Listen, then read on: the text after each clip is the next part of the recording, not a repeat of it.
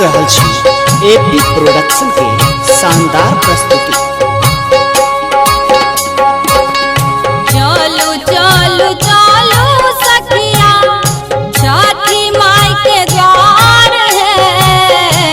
चलू चलू चलू सखिया छठी माई के द्वार है। करती न छठी मैया, करती न छठी मैया, सबके बेड़ा पार है। करती न छठी मैया, सबके बेड़ा पार है। करती न छठी मैया। चलू चलू चलू सखिया छठी माई के द्वार है। चलू चलू चलू सखिया छठी माई के द्वार है। करती न छठी मैया, करती न छठी मैया, सबके बेड़ा पार है। करती न छठी मैया, सबके बेड़ा पार है। करती न छठी मैया।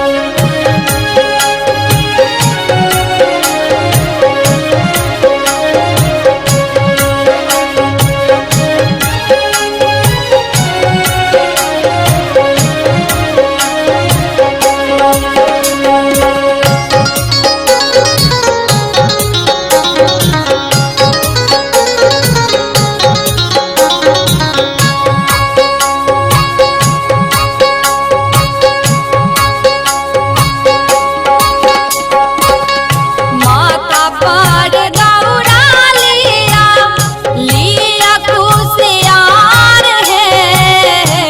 माथा पर दौड़ा लिया, लिया कुशियार है। ठकुआ भुसबा संगे, ठकुआ भुसबा संगे, लिया केरा भार है। करती न छठी मैया, सबके बेड़ा पार है। करती न छठी मैया।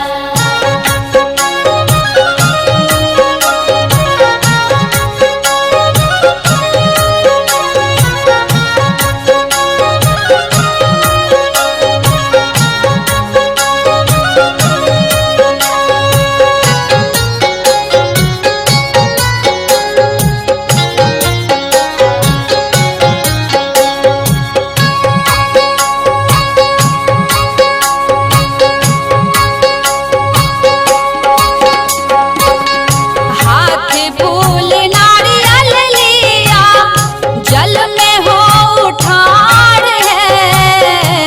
हाथ फूल नारियल लिया, जल में हो उठार है। उगता सूरज देवा, उगता सूरज देवा, सुनते पुकार है। करती न छठी मैया, सबके बेड़ा पार है। करती न छठी मैया।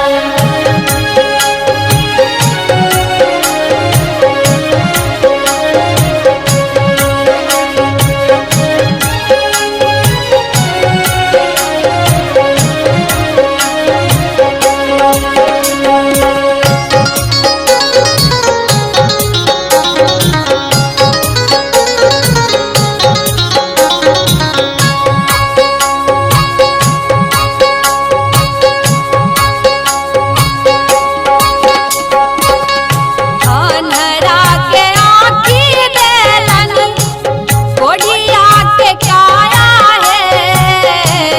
अन्हरा के आँखी देलन, कोढ़िया के काया है।